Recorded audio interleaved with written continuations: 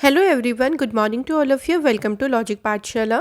आज की इस वीडियो में हम कवर करेंगे 11th मार्च के इंपॉर्टेंट करंट अफेयर्स के क्वेश्चंस। फ्रेंड, इस वीडियो का पीडीएफ आप लोग को टेलीग्राम पे मिल जाएगा, जिसका कि लिंक आपको डिस्क्रिप्शन में दिया गया है। तो चलिए फिर आज के इस इंपॉर्टेंट सेशन को शुरू करते हैं मोटिवेशन कोट से। सो मोटिवेशन कोट है हमारा, hard work is what separates the winners from the losers. तो देखिए, हार्ड वर्क यानी जो हमारी कड़ी मेहनत है ना, वही विजेताओं को हारने वालों से अलग करती है। तो अगर आप चाहते हैं कि लाइफ में आपको जीतना है, आपको जीत हासिल करनी है, तो उसके लिए आपको हार्ड वर्क करना पड़ेगा।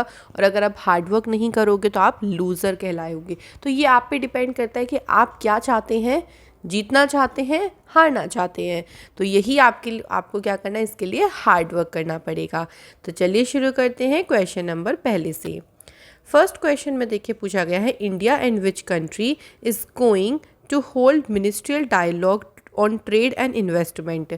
तो 10 से लेकर 13 मार्च तक जो है भारत और कौन से देश के बीच में व्यापार और निवेश पर ये मिनिस्ट्रियल डायलॉग जो है ये आयोजित हो रही है। तो राइट आंसर यहाँ पर हो जाएगा, देखिए Canada is the correct answer. तो भारत और कनाडा देश के बीच में जो डायलॉग है वो हो रहा है। तो देखिए, कनाडा गवर्नमेंट ऑफ कनाडा के जो minister of international trade export promotion small business and economic development, मतलब इसके जो मिनिस्टर हैं मैरी एन जे, ये अभी न्यू दिल्ली की विज़िट पर आए। और इसी दौरान जो है इन्होंने 5th नंबर की इंडिया कनाडा मिनिस्टर डायलॉग को क्या किया, ज्वाइन किया, आप कह लीजिए इसको, इसमें पार्टिसिपेट किया। ठीक है, तो कनाडा की तरफ से कौन से मिनिस्टर थी, मैरी एन जी। वहीं अगर हम इंडिया की तरफ से बात करते हैं तो इस मीटिंग की को अध्यक्षता या फिर सह अध्यक्षता को चेयरमैनशिप किसके पास रही, पीयूष गोयल के पास, जिनके पास है मिनिस्ट्री ऑफ टेक्सटाइल और कॉमर्स एंड इंडस्ट्री। ठीक है, तो इंपॉर्टेंट नाम देखो क्या क्या रहेगा। एक तो आप ध्यान रखो कि ये कौन से नंबर का डायलॉग है, 5th नंबर का। किस किस के बीच में है, तो इंडिया और कनाडा के बीच में है। भारत की तरफ से इसमें कौन थे, तो आपका आंसर रहेगा पीयूष गोयल। तो ये 3 तरीके से यहाँ से क्वेश्चन आपके पूछे जा सकते हैं।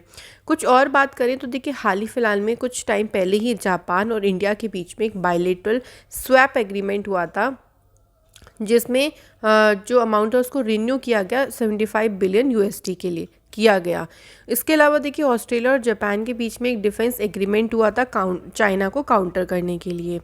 वहीं ध्यान रखेंगे, इंडिया और फ्रांस के बीच में रोड मैप को लेके, मतलब एक पार्टनरशिप कोई कह लीजिए आप, एक इंक्ड हुआ, जिससे to enhance their bilateral exchanges on the blue economy and ocean governance. तो ये इंडिया और फ्रांस के बीच में हुआ।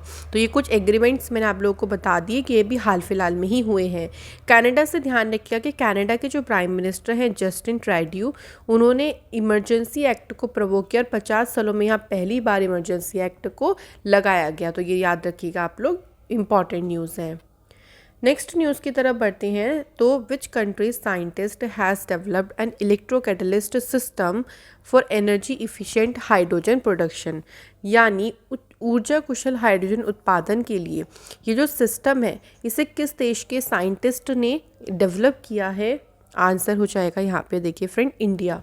तो इंडिया के साइंटिस्ट के द्वारा ही इसको डिज़ाइन किया गया है। ये क्या करेगा, ये हेल्प करेगा कि जो कम लागत वाला हाइड्रोजन होता है, लो कॉस्ट हाइड्रोजन के प्रोडक्शन में ये मदद करेगा, मतलब एक तरीके से। तो इसी के लिए इसको डेवलप किया गया है। जो centre for nano and soft matter sciences, इसके जो साइंटिस्ट हैं उन्होंने डेवलप किया निकल ऑक्साइड बेस्ड सिस्टम, मतलब इस ऑक्साइड के ऊपर एक सिस्टम बेस्ड है, और ये क्या करेगा, हाइड्रोजन को प्रोड्यूस करेगा from electro oxidation of urea.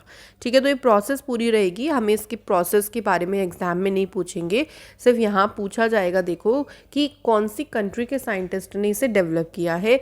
तो क्वेश्चन से आपको ये पता होना चाहिए कि हमारा क्वेश्चन एग्जाम में कैसे बन सकता है ना, हमें क्या क्या क्वेश्चन के पहलू को याद रखना है। तो अगर आप थोड़ा सा स्मार्ट स्टडी करोगे तो बहुत आसान रहेगा आपको एग्ज़ाम में क्लियर करना, क्योंकि एग्ज़ाम में देखिए हार्ड वर्क तो चाहिए ही होता है, लेकिन साथ ही साथ में हमें स्मार्ट स्टडी भी करनी है ताकि हम उसको जल्दी कवर अप कर लें।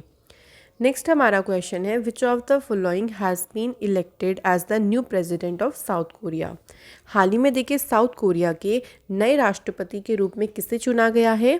आंसर इज यून सुक योल को। तो ये इलेक्ट हुए हैं कंट्री के नए प्रेसिडेंट। तो क्वेश्चन देखो एक ये भी बनेगा कि यून सुक योल हाल ही में किस देश के नए प्रेसिडेंट बने हैं। तो आपको ये दोनों तरीके से याद रखना है, नाम भी और इनका कंट्री भी, ठीक है।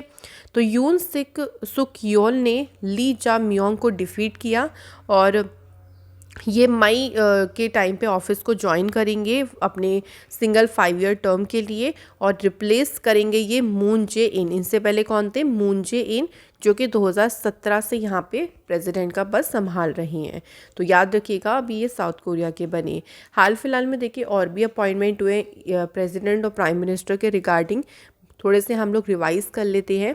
जर्मनी के प्रेसिडेंट जो है फ्रैंक वॉल्टर स्टेनमर, ये दोबारा से अपने सेकंड टर्म के लिए इलेक्ट हुए हैं। एंटोनियो कोस्टा ये पोर्तुगल के दोबारा से प्राइम मिनिस्टर बने।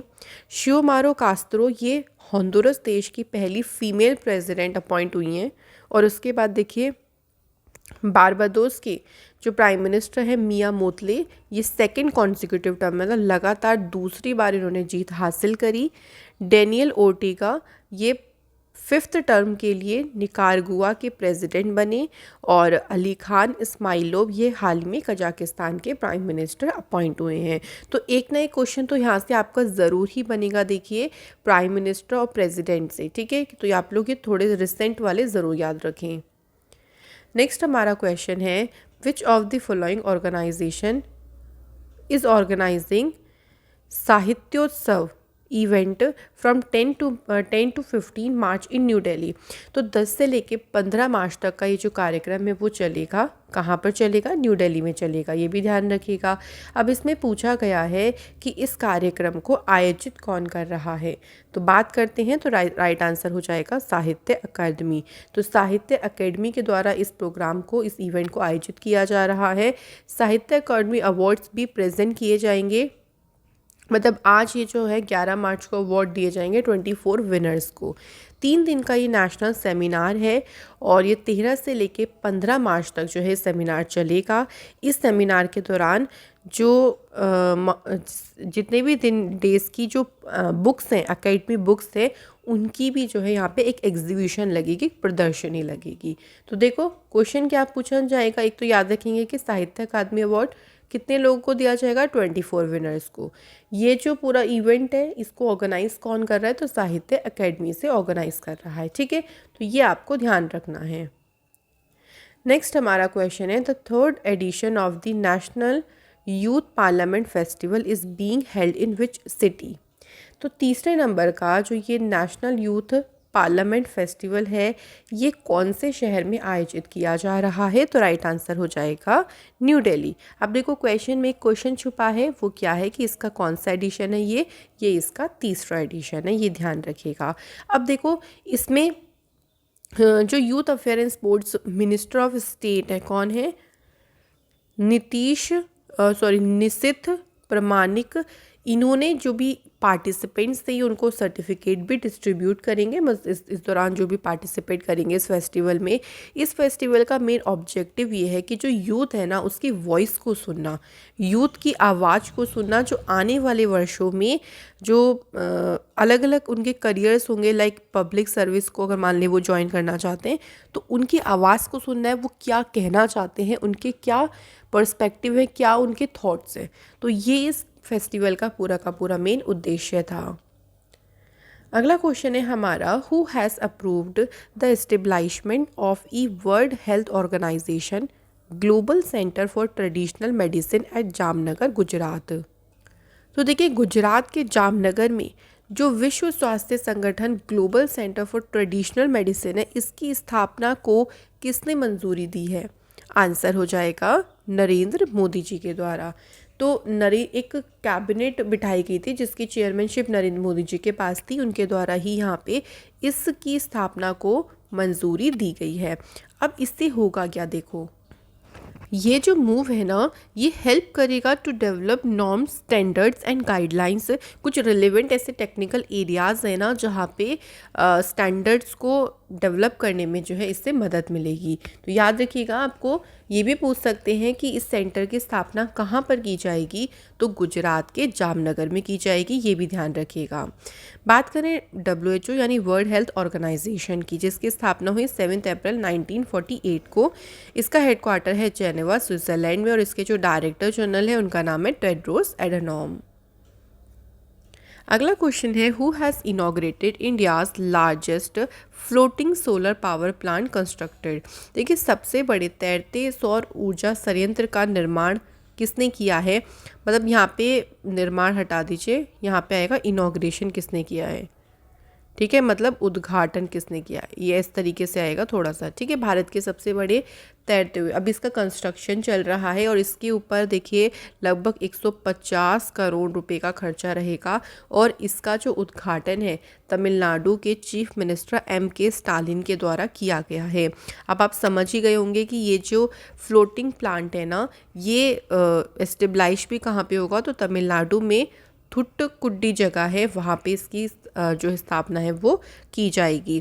इसका मेन उद्देश्य ये होगा कि जो कार्बन फुटप्रिंट है उसको रिड्यूस करना और एनवायरमेंटली सस्टेनेबल पावर जनरेशन को प्रोवाइड करना, यानी पर्यावरण रूप से कि हम नेचुरल तरीके से बिजली का उत्पादन कर सकें और कार्बन फुटप्रिंट क्या हो उससे कम हो, क्योंकि जब हम नेचुरल तरीके से यूज़ करेंगे तो जो भी ये कार्बन फुटप्रिंट से कार्बन एमिशन है ये बिल्कुल नहीं होगा। तो इसी मेन उद्देश्य के साथ इस सोलर पावर प्लांट को कंस्ट्रक्ट किया जा रहा है तमिलनाडु में और फिर तमिलनाडु के चीफ मिनिस्टर MK स्टालिन ने इसका इनॉग्रेशन किया। देखिए, अभी हाल ही में तमिलनाडु में इंडिया की पहली एम्बुलेंस फॉर स्ट्रीट एनिमल ये लॉन्च की गई। हरियाणा की गवर्नमेंट ने अभी मातृशक्ति उद्यमिता स्कीम को शुरू किया। सिक्किम के गवर्नमेंट के द्वारा आम योजना और बहिनी स्कीम को लॉन्च किया गया और राजस्थान की गवर्नमेंट ने कैमल प्रोटेक्शन और डेवलपमेंट पॉलिसी की अनाउंसमेंट करी थी अपने बजट के दौरान में। ठीक है फ्रेंड, तो ये आप लोग कुछ थोड़ी सी इन्फॉर्मेशन ध्यान रखिएगा। अगला क्वेश्चन है, वेटरन पॉलिटिशियन रफ़ीक तरार, हाल ही में इनका निधन हुआ है। He was the former president of which country. किस देश के ये फॉर्मर प्रेसिडेंट रहे हैं, तो फ्रेंड यहाँ पे हमारा राइट आंसर हो जाएगा पाकिस्तान। तो ये पाकिस्तान के पूर्व राष्ट्रपति रही हैं, हाल ही में इनका निधन हुआ है। इनके बारे में कुछ बात करते हैं तो 2 नवंबर 1929 को पीर कोट पाकिस्तान में इनका जन्म हुआ। ये सुप्रीम कोर्ट के जज भी रहे 1991 से लेके 1994 तक। इसके अलावा जो लाहौर हाई कोर्ट है वहाँ पे इन्होंने चीफ जस्टिस का पद भी संभाला 89 से 91 और उसके बाद देखो 91 के बाद ये सुप्रीम कोर्ट के जज बन गए। उसके बाद देखिए 1997 में ये बने पाकिस्तान के प्रेसिडेंट 2001 तक। याद रखेंगे, वैसे इतना ज़्यादा ईयर का तो नहीं आप लोगों से ऑबिटरीज में पूछा जा सकता है, लेकिन प्रेसिडेंट वाला ईयर ध्यान रख लीजिए और ध्यान रख लीजिए ये भी कि ये लाहौर हाई कोर्ट के चीफ जस्टिस भी बने, ये भी आप लोगों से पूछा जा सकता है। कुछ और फेमस पर्सनालिटीज़ के बारे में बात करते हैं तो देखिए, बंगाली सिंगर संध्या मुखर्जी, इनका भी हाल ही में निधन हुआ। कन्नड़ राइटर और पोएट है चेन्नवीरा कन्नवी, इनका भी निधन हुआ है।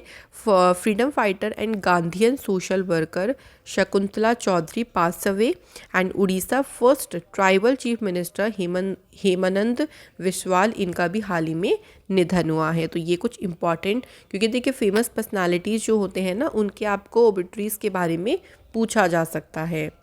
चलिए अगले क्वेश्चन की तरफ बढ़ते हैं। The government of India and the government of West Bengal दोनों ने मिलकर एक साइन किया है 125 मिलियन डॉलर के लोन को with which of the following bank. किस बैंक के साथ इतना जो लोन है इसके हस्ताक्षर किए गए हैं, तो आंसर हो जाएगा वर्ल्ड बैंक। किस किस के बीच में हुआ है, भारत सरकार और पश्चिम बंगाल की सरकार के बीच में। अब इस लोन से क्या होगा, देखो इस लोन से क्या होगा कि पश्चिम बंगाल में जो भी पुअर हैं, जो वनरेबल ग्रुप यानी जो कमज़ोर ग्रुप है उनको यहाँ पर सोशल प्रोटेक्शन सर्विस प्रोवाइड करी जाएगी, यानी सामाजिक सुरक्षा सेवाओं तक पहुँचने में मदद की जाएगी और उसी के लिए जो लोन है वो हेल्प करेगा। तो वेस्ट बंगाल 400 से ज़्यादा कार्यक्रम चलाता है जो कि प्रोवाइड करता है सोशल असिस्टेंस, केयर सर्विस और जॉब्स। तो इन्हीं सब में देखिए और हेल्प करने के लिए कि इससे क्या होगा, लोगों को और ज़्यादा मदद मिलेगी, तो वर्ल्ड बैंक के साथ में ये जो लोन है वो साइन किया गया। अगला क्वेश्चन है, इन विच स्टेट और UT Pusa Krishi Vigyan Mela 2022 was inaugurated by union minister of state Kailash Choudhary. देखिए जो केंद्रीय राज्य मंत्री हैं कैलाश चौधरी, इन्होंने किस राज्य या केंद्र शासित प्रदेश में पूसा कृषि विज्ञान मेला का उद्घाटन किया है? तो राइट आंसर इज दिल्ली। अब क्वेश्चन एक ये भी बन सकता है कि इस मेले का उद्घाटन किया किसने है? तब आप आंसर लगाओगे कैलाश चौधरी ने किया है। 3 दिन तक ये कृषि मेला चलेगा, जिसको Indian council of agriculture research और इंडियन एग्रीकल्चर रिसर्च इंस्टीट्यूट के द्वारा ऑर्गेनाइज किया गया। इसकी थीम जो रखी गई वो है self reliant farmer with technical knowledge. ये जो फेयर है ये देखिए जो इंडियन एग्रीकल्चर रिसर्च इंस्टीट्यूट है, इसकी नई नई जो भी इनोवेटिव टेक्नोलॉजी उन्होंने मतलब उनके पास है उसको शोकेश करेगा। तो देखिए जब हम फार्मिंग में टेक्नोलॉजी का यूज़ कर लेते हैं तो वो चीज़ और भी ज़्यादा एनहेंस हो जाती है, जल्दी हो जाती है, काफ़ी ज़्यादा उससे मदद भी मिलती है। तो पूरा इस चीज़ के बारे में इसमें शोकेश किया जाएगा। कुछ और न्यूज़ की बात करते हैं तो डॉक्टर शशांक गोयल जो कि डायरेक्टर हैं जनरल है employment ministry of labour employment के, इन्होंने नेशनल करियर सर्विस के ऊपर एक ई बुक को लॉन्च किया। दिल्ली पुलिस पहली पुलिस बनी कंट्री में जिसने स्मार्ट कार्ड आर्म्स लाइसेंस को इंट्रोड्यूस किया। दिल्ली पुलिस कमिश्नर राकेश अस्थाना जी ने ई लर्निंग प्लेटफॉर्म उन्नति को लॉन्च किया और दिल्ली गवर्नमेंट के द्वारा ही देश के मेंटर्स प्रोग्राम को शुरू किया गया। तो ये कुछ इंपॉर्टेंट न्यूज़ हैं। नेक्स्ट हमारा क्वेश्चन है, which bank has launched the house work is work project. तो ये जो प्रोजेक्ट है इसे किस बैंक ने लॉन्च किया है? तो आंसर हो जाएगा एक्सिस बैंक। अब इस प्रोजेक्ट की मदद से क्या होगा, देखो इस पहल के पीछे क्या इरादा है, क्या मंशा है। इसका मेन उद्देश्य ये है कि वुमेंस को ये कॉन्फिडेंस दिलाना है कि वो एम्प्लॉयबल हैं, कि वो रोज़गार पाने योग्य है, उनके पास स्किल्स हैं, वो अलग अलग बैंक्स में अलग अलग जो भी जॉब्स होती है उसमें फ़िट हो सकती हैं। तो इसके बारे में उन्हें बताना है कि वो अपने काम पे वापस जा सकती है, उन्हें विश्वास दिलाना है। क्योंकि कई बार ऐसा होता है कि हमारे अंदर जब कॉन्फिडेंस ही नहीं होता, हम उस वर्क को करने से डरते हैं। तो इस प्रोजेक्ट का मेन उद्देश्य यही है। कुछ और बैंकिंग न्यूज़ की बात करें तो देखिए आरबीआई ने अभी यूपीआई 123 पे फीचर को लॉन्च किया एनडीजे साथी 2022 को। बैंक ऑफ महाराष्ट्र के द्वारा प्रोजेक्ट बैंक सखी शुरू किया गया उड़ीसा में। यूनियन बैंक ने यूनियन एमएसएमई रुपए क्रेडिट कार्ड को लॉन्च किया। जेपी मॉर्गन बैंक ये पहला बैंक बना जिसने मेटावर्स में एंटर किया है। और यस बैंक ने हाल ही में एग्री इन्फिनिटी नाम से एक प्रोग्राम को शुरू किया। नेक्स्ट है, who became India's 23rd women grand master. तो 23वें नंबर की जो महिला ग्रैंड मास्टर हैं ये कौन बनी है? तो 19 ईयर ओल्ड है, इनका नाम है प्रियंका नुटक्की। तो प्रियंका नुटक्की बनी है 23rd नंबर की वुमेन ग्रैंड मास्टर। ये कहाँ से बिलोंग करती हैं? तो आंध्र प्रदेश राज्य में विजयवाड़ा है, ये वहाँ से बिलोंग करती हैं। तो देखो स्टेट भी पूछ सकते हैं यहाँ से आप लोगों से कि प्रियंका नुटक्की जो है ये 23rd वुमेन ग्रैंड मास्टर बनी, ये कौन से स्टेट से बिलोंग करती हैं। तो ऐसे भी क्वेश्चन आपका पूछा जा सकता है। नेक्स्ट हमारा क्वेश्चन है, who among the following equalled former Australia spinner Lyn Fullston tally of 39 wickets to become the joint highest wicket taker in the women's world cup. देखो क्वेश्चन में पूछा गया है कि जो महिला विश्व कप होता है ना उसमें सबसे ज़्यादा विकेट लेने वाली गेंदबाज बनी और उन्होंने बराबरी कर ली है ऑस्ट्रेलिया की पूर्व स्पिनर लिन फुलस्टन के 39 विकेट्स की। तो ये बराबरी किसने करी है? तो इंडिया की हैं झूलन गोस्वामी, इन्होंने जो है अभी हाल ही में इनकी बराबरी कर ली है।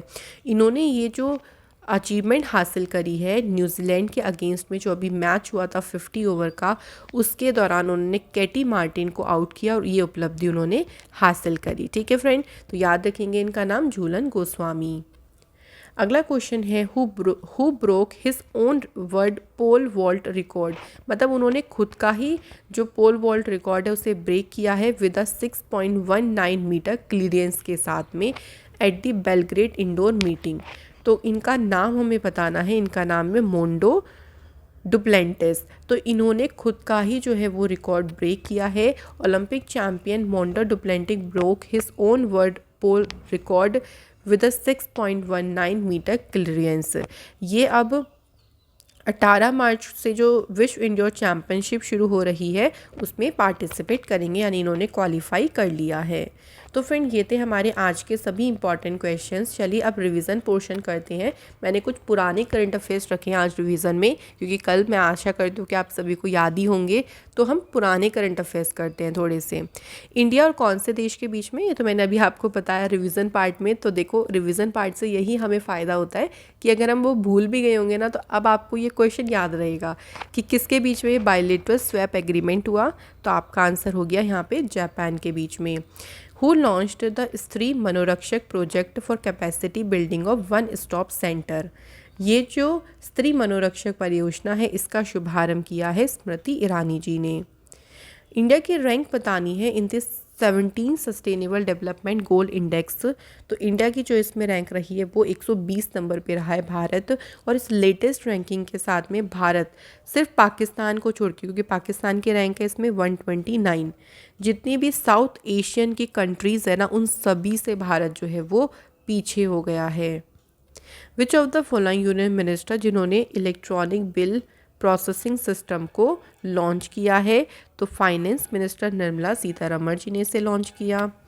विच ऑफ द फॉलोइंग जिन्होंने गुरुग्राम बेस्ड एनजीओ जिसका नाम है SM सेगल फाउंडेशन के साथ में एसोसिएट होके शुरू किया है वाटरशेड डेवलपमेंट प्रोजेक्ट जय खुशहाली। तो आंसर हो जाएगा पहेल फाउंडेशन। नेक्स्ट है लेजेंडरी क्रिकेट सन्नी रामाधीन, इनका भी हाल ही में निधन हुआ। ये किस देश के थे? तो right answer is West Indies. अगला है the blue cross of India has launched a first of its kind ambulance for street animal in which city. तो मैंने अभी आपको रिवीजन पोर्शन में बताया कि जो स्ट्रीट एनिमल के लिए एम्बुलेंस है ये तमिलनाडु में शुरू हुई है पहली बार। तो आपका आंसर हो गया यहाँ पे चेन्नई। इसके बाद देखिए who launch the first volume of Tamil Nadu chief ministers MK Stalin's autobiography. तो इसका पहला जो वॉल्यूम है इसे लॉन्च किया है राहुल गांधी जी ने।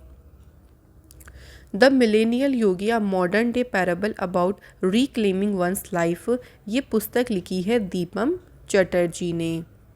अगला क्वेश्चन है the national commission for protection of child rights, इन्होंने हाल ही में अपना 17th नंबर का फाउंडेशन डे किस दिन सेलिब्रेट किया है? तो याद रखिएगा 1 मार्च को सेलिब्रेट किया गया। और इस इवेंट के दौरान जो चीफ गेस्ट इसमें रही वो रही स्मृति जुबिन ईरानी जी को इसमें चीफ गेस्ट के तौर पर आमंत्रित किया गया था। Who among the following leader जिनसे ओलंपिक ऑर्डर का जो अवार्ड है वो वापस ले लिया गया इंटरनेशनल ओलंपिक कमेटी के द्वारा। तो किससे लिया गया वापस? रशिया के जो प्रेसिडेंट है व्लादिमीर पुतिन उनसे वापस ले लिया गया है, क्योंकि जो इन्वेजन इन्होंने किया है यूक्रेन में उसको ध्यान में रखते हुए ये जो स्टेप है वो इंटरनेशनल ओलंपिक कमेटी के द्वारा लिया गया है। तो फ्रेंड्स ये थे हमारे सभी क्वेश्चंस। कल मैंने आप लोगों से क्वेश्चन ये पूछा था पहला कि जो नोबेल प्राइज़ है, मतलब पहले रेसिपेंट बताने हैं एशिया में जिन्हें नोबेल प्राइज़ दिया गया था। तो आपका आंसर हो जाएगा रविन्द्रनाथ टैगोर, उनकी पुस्तक गीतांजलि के लिए। बिल्कुल सही आपने बताया। सेकंड क्वेश्चन ये था, और नोबेल प्राइज़ की शुरुआत देखिए 1901 में हुई थी, लेकिन इसमें तब इकोनॉमिक्स को ऐड नहीं किया गया था। 1969 में इसमें इकोनॉमिक ऐड हुआ, ठीक है, ये भी याद रखिएगा। उसके बाद साहित्य अकादमी अवार्ड उर्दू लैंग्वेज के लिए ये दिया गया चंद्रभान खयाल जी को। तो आप लोगों ने बिल्कुल सभी ने सही आंसर करे हैं। थैंक यू सो मच, आप लोग कमेंट करते हैं। तो आज के कमेंट हैं रघुवीर सिंह एंड चैतली का। तो चलिए आज के क्वेश्चन भी देख लेते हैं। The original constitution of India was hand written by, जो भारत का मूल संविधान है किसके द्वारा वो हस्तलिखित किया गया था? सेकेंड क्वेश्चन है which of the following country is India's federal system related to, जो भारत की संघीय व्यवस्था है ये किस देश से संबंधित है? तो ये 2 क्वेश्चन आप लोगों के लिए हैं। आशा करती हूँ कि आज की वीडियो के सभी कॉन्सेप्ट आपको अच्छे से समझ आए होंगे। और फ्रेंड ये ज़रूर ध्यान रखिएगा कि आपको किस क्वेश्चन से कितना मटेरियल पढ़ना है, ये बहुत ज़रूरी है। तो ऐसे ही आप लोग पढ़ते रहे, हार्ड वर्क करते रहें, क्योंकि मेहनत अगर करते रहेंगे तो कोई भी आपको पीछे नहीं छोड़ सकता है। Thank you so much for watching this video.